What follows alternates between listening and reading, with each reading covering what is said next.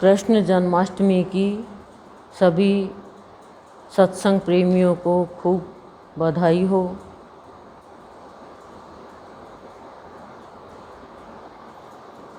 सबके जीवन में शुभ ही शुभ हो, यही गुरुदेव से मंगल कामना करते हैं।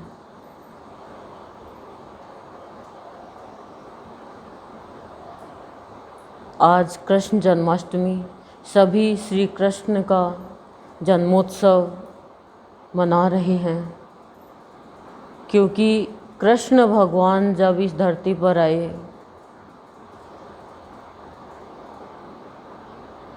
तो सारे बंधनों से मुक्ति दिलाई और बंधन में बांध लिया। बंधन, सांसारिक बंधनों से, विकारों के बंधनों से, दुख कष्ट के बंधनों से, कुविचारों से, कुसंग से, अत्याचारियों से, इन सब से मुक्ति दिलाई और अपने प्यार के बंधन में, अपने आकर्षण में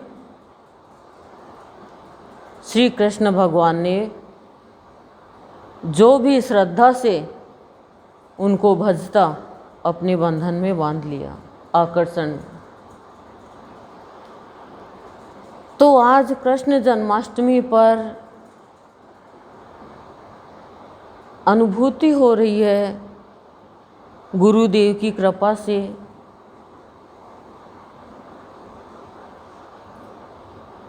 कि जब हम भावयोगी संत की शरण में आते हैं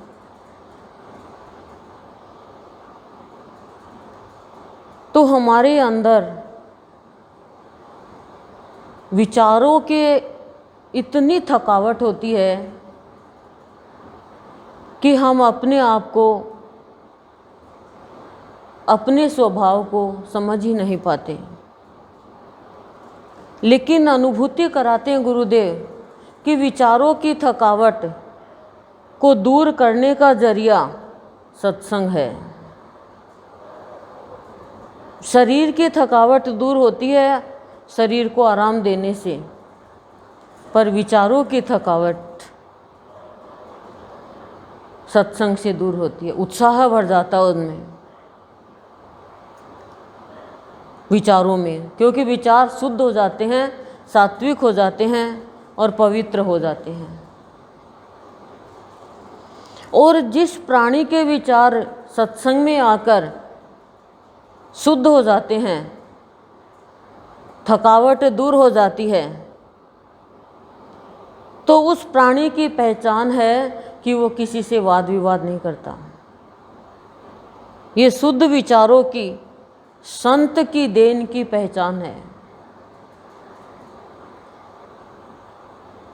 जब प्राणी भक्ति में लगता है या भक्ति के मार्ग पर चलता है तो उसके मन में, विचारों में विभिन्न प्रकार के प्रश्न उत्पन्न होते हैं। लेकिन हमने अनुभव किया कि भावयोगी संत उन सब प्रश्नों के ऊपर विराम का चिन्ह लगा देते हैं। संशय, संदेह, भ्रम, ये सब खत्म कर देते हैं। ये बीमारियां हैं मनुष्य की, जो मनुष्य के विचारों को थका देते हैं। आप देखो, शरीर थक जाएगा तो कितनी दूर चलेगा, क्या काम करेगा, और स्वस्थ रहेगा तो हम पूरे दिन भी काम कर सकते हैं।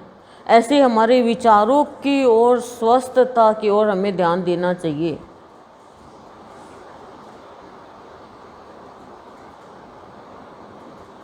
और इतनी बड़ी कृपा होती है हमारे गुरुदेव की कि बाट जो होने ही नहीं देते। भक्त पुकारता है तो ऐसे उसको ज्योति दे देते हैं जैसे अंधे को ज्योति मिल गई हो। इतनी बड़ी कृपा कर देते हैं गुरुदेव। आज जैसे अंधेरी रात में कृष्ण भगवान सबके जीवन में ज्योति फैलाते हैं, लेकिन हमारे गुरुदेव हमारे सबके जीवन में ज्योति फैला देते हैं। फिर वो समझ जाता है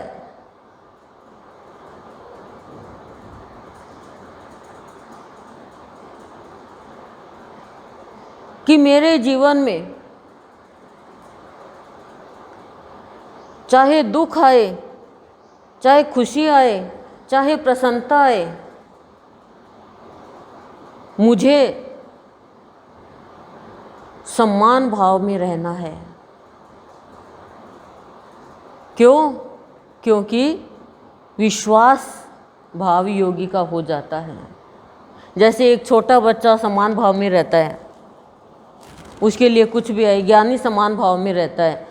हम विचारों के कारण विचलित हो जाते हैं। वो देखता है इस प्रकृति में कि एक फूल इतना कोमल है, पर कांटों की डाली पे आकर के वो खिलता है, मुस्कुराता है, सुगंध फैलाता है। ऐसे ही भावयोगी के सहारे से हर प्राणी, हर सत्संगी अपनी गृहस्थी में, कठिनाइयों में, परेशानियों में रहता हुआ भी प्रसन्न रहता है, खिला हुआ रहता है। कारण भावयोगी ने उसका हाथ पकड़ा है।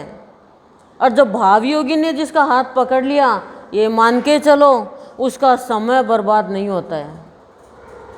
ये मान के चलो आप, क्योंकि जिन हाथ पकड़ा है, माने जैसे बच्चे का हाथ पकड़ा तो वो लड़ाई कर रहा है, बच्चा तो भी अपनी ओर खींच लाएगी।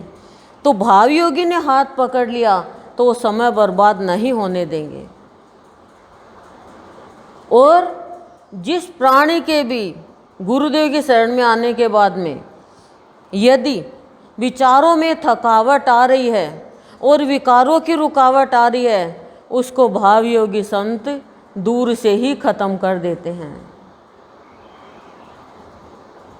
अपना भाव दे करके, भक्ति की शक्ति दे करके। जो प्राणी गुरुदेव के सत्संग में श्रद्धा के साथ आता है,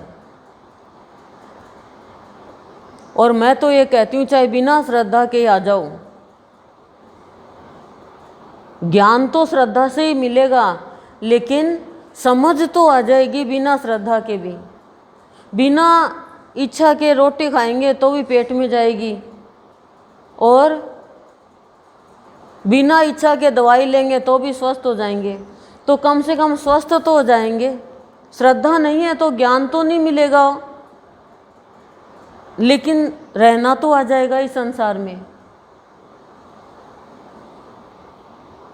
एक तो खाना हम खाएं, चिंता हो रही है तब वो स्वाद नहीं आता, और एक खुशी खुशी खाएं तो बेस्वाद की चीज़ भी स्वादिष्ट लगती है।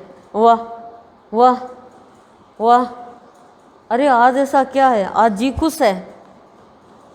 और चिंता होती है तो अच्छी चीज़ भी, ओहो आज तो स्वाद ही नहीं है, अरे चिंता अंदर में तो टेस्ट नहीं आ रहा है। ऐसे मनुष्य के विचार खराब है तो उसको अपने ही जीवन से शिकायत रहती है, भगवान से भी शिकायत रहती है।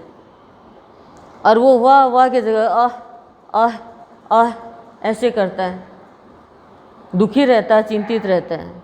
लेकिन जो भी विकार रुकावट पैदा करते हैं, गुरुदेव की कृपा से वो रुकावट दूर हो जाती है। कंस की कितनी रुकावट थी, कितने ताले थे, कितने द्वारपाल थे, कितनी अंधेरी रात थी, यमुना नदी बीच में आ रही थी, लेकिन सारी थकावट दूर हो गई वासुदेव की, और वो नंद बाबा गोकुल चले गए, नंद बाबा के घर मथुरा से। ऐसे ही हमारे गुरुदेव संसार की तरफ से हमें सत्संग की ओर ले जाते हैं। यही मथुरा, यही गोकुल, यही द्वारिका, यही अयोध्या, और ये तो यहाँ की बता रहे हूँ, यही बैकुंठ है, स्वर्ग है। संत के चरणों में, संत में जो ताकत होती है वो ताकत भगवान के भी नहीं होती इतनी। सृष्टि चला रहे हैं भगवान, लेकिन भगवान के सामने संत के सामने भगवान भी नतमस्तक होते हैं। संत का कहना भगवान को भी करना पड़ता है। संत में वो ताकत है, वो शक्ति है कि भगवान ने लिख दिया वो भी वो मिटा सकता है और अपने संतान को, अपने बच्चे को रेख की मेख बदल के सुख दे सकता है। इतनी ताकत है संत में। इसीलिए तो मैं कहती हूँ भाग्य ऊंचा है उसका जिसको हरि की कृपा से संत मिल गया।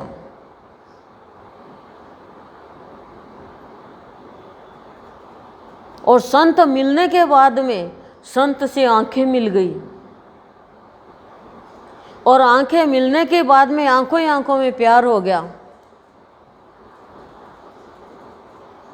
अरे आंख ही मारनी है तो संत की तरफ देख के मारो कि मेरे को तेरे से प्यार हो गया।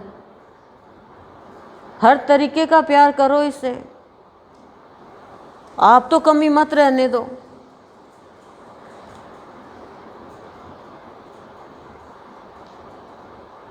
सजीव प्यार होता है संत से। लेकिन वो भक्त सत्य के ऊपर तत्पर रहता है, सत्य के लिए। हम दुनिया के लिए तत्पर रहते हैं, हाँ हुजूर, हाँ हुजूर, खाओ खजूर, खाओ खजूर, ताकत बढ़ेगी। सर्दी में, गर्मी में तो खजूर आते नहीं। पर भगवान तो भक्त के आगे पीछे रहते हैं। आज भगवान के अवतार का दिन और हमारे मुक्ति का दिन, अत्याचारियों से मुक्ति का दिन, विचारों से, हमारे ही गंदे विचारों से मुक्ति का दिन। भावयोगी संत हमारे गुरुदेव, हमारे आधार,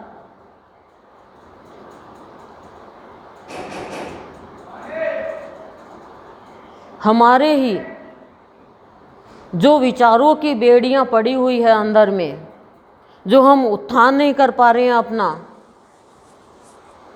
गंदे विचार, छोटे विचार, दीनहीन विचार, नकारात्मक विचार, क्षुद्र विचार, विकारों के विचार, काम क्रोध, इन सब विचारों की बेड़ियों से छुटकारा दिला देते हैं, स्वतंत्रता दिला देते हैं अपने भावों से काटकर।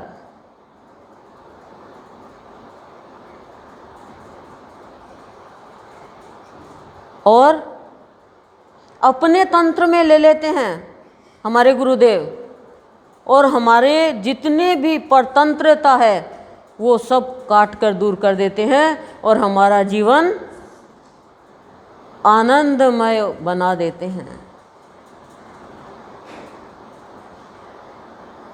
और हम फिर अमरता की ओर प्रस्थान करने की तैयारी में लग जाते हैं।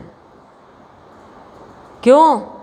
क्योंकि तब भक्त के समझ में आ जाता है जब संत के तंत्र में वो रहने लग जाता है, परतंत्रता खत्म होती है कि हे संत, यदि तू नहीं मिलता तो हम मृत्युलोक के प्राणी मृत समान ही जीवन जीते, लेकिन तेरे प्रवचन के माध्यम से, तेरी कृपा से, तेरे सत्संग के माध्यम से, तेरे भावों के माध्यम से, तेरी अमृत वाणी के माध्यम से हमने अमृत का पान किया और कर रहे हैं, और अंतिम श्वास तक हम अमृत का पान करते रहें।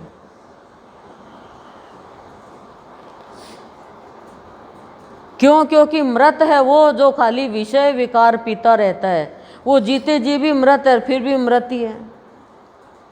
सत्संग में आके पता चला, क्योंकि हमारा मन मृत के समान ही है, मरे हुए के समान ही है, जो अमरता की ओर नहीं जा रहा, भक्ति की ओर नहीं बढ़ रहा।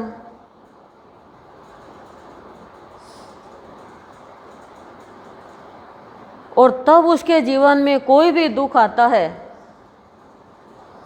तो वो दुखी नहीं होता है, और प्रसन्नता, खुशी आती है तो वो कोई खुशी जाहिर नहीं करता है। क्यों? क्यों नहीं करता है? क्योंकि वो संत के तंत्र में रह रहा है और संत उसे ऐसा ज्ञान अमृत का पिला देते हैं, ज्ञानामृत जिसे बोलते हैं, भावामृत जिसे बोलते हैं। यही अमृत है, इसे पीकर ही हम अमर हो सकते हैं। क्यों? क्योंकि हमारे अंदर में विचारों में परिवर्तन आ जाता है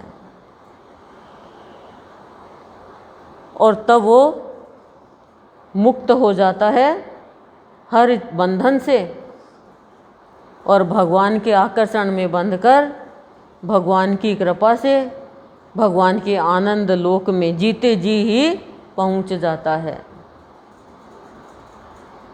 ओम शांति ही शांति ही शांति ही प्रशांति।